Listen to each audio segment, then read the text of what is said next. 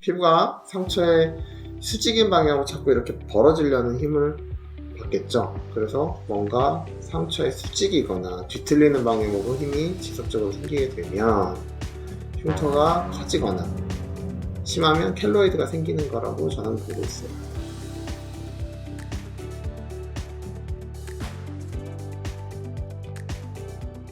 오늘도 여러분들께 몇 가지 말씀드릴 게 있어서 나왔는데요. 여러분들 비대성 흉터나 켈로이드가 뭔지 알고 계세요? 오늘은 여유증 수술과 켈로이드의 연관성에 대해서 한번 말씀드리려고 나왔습니다. 두 개를 뭉뚱그려서 말씀드리자면 상처 치유 과정에서 치유 조직이 좀 과하게 자라서 발생하는 흉터라고 보시면 될 것 같고요. 지금은 안 그런데 예전에 40대 이상 좀 예전 세대 분들은 어렸을 때 불주사라고 BCG 접종 받은 거 기억나세요?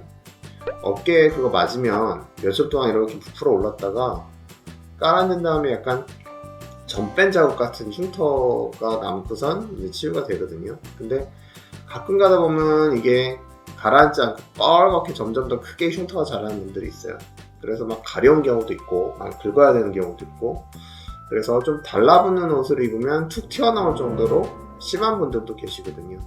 이런 거를 통틀어서 비대성 흉터 내지는 뭐 켈로이드의 한 예라고 보시면 될 것 같아요. 아직 확실히 밝혀진 건 없고요. 그래서 예측하기도 쉽지는 않아요. 그래도 켈로이드가 생기는 분들을 가만히 살펴보면 주로 어떤 상황에서 발생하는 건지 대충은 좀 짐작할 수 있거든요. 어떤 사람들은 켈로이드가 잘 생기는 체질이 있다 라고 얘기하시는 분들도 있는데, 제가 이제껏 본 바로는 그렇진 않은 것 같고요. 일종의 공통점 같은 게 있어요. 상처가 나고 그 상처가 낫는 과정에서 뭔가 지속적인 움직임이나 아니면 지속적인 힘이 발생하는 상황이 반드시 있다라는 공통점이 있거든요.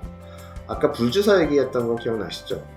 BCG 접종을 지금은 여기다가 맞는데 옛날에는 어깨 쪽에 주로 맞았거든요. 어깨는 관절 부위잖아요. 그러니까 아무래도 좀 움직임 같은 게 생기고, 그래서 상처가 완전히 낫기 전에 자꾸 움직임이 생기니까 흉터가 다른 부위보다 좀 커지는 거예요. 아까 말씀드린 대로 움직임이 많은 부위, 주로 관절 부위에 잘 생기는 편이고요.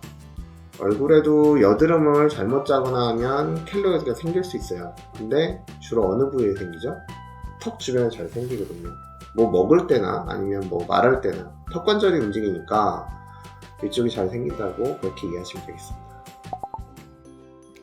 그죠, 있죠. 근데 그것도 왜 생기나 가만히 잘 들여다보면 공통점이 있어요. 보통 저도 환자분들이랑 상담할 때 이런 말씀을 드리고는 하는데, 수술 중에 켈로이드가 제일 좀 잘 생기는 수술이 뭔지 아세요?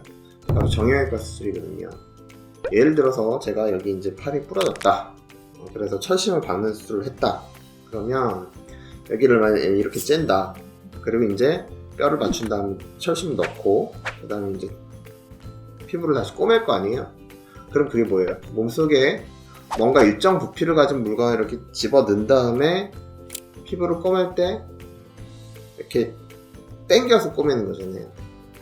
피부가 모자랄까요, 남을까요? 모자르잖아요. 그래서 피부를 확 당겨서 꼬맬 수밖에 없어요. 그러다 보니까 꼬맨 이후에도 피부가 상처의 수직인 방향으로 자꾸 이렇게 벌어지려는 힘을 받겠죠. 그래서 뭔가 상처의 수직이거나 뒤틀리는 방향으로 힘이 지속적으로 생기게 되면 흉터가 커지거나 심하면 켈로이드가 생기는 거라고 저는 보고 있어요.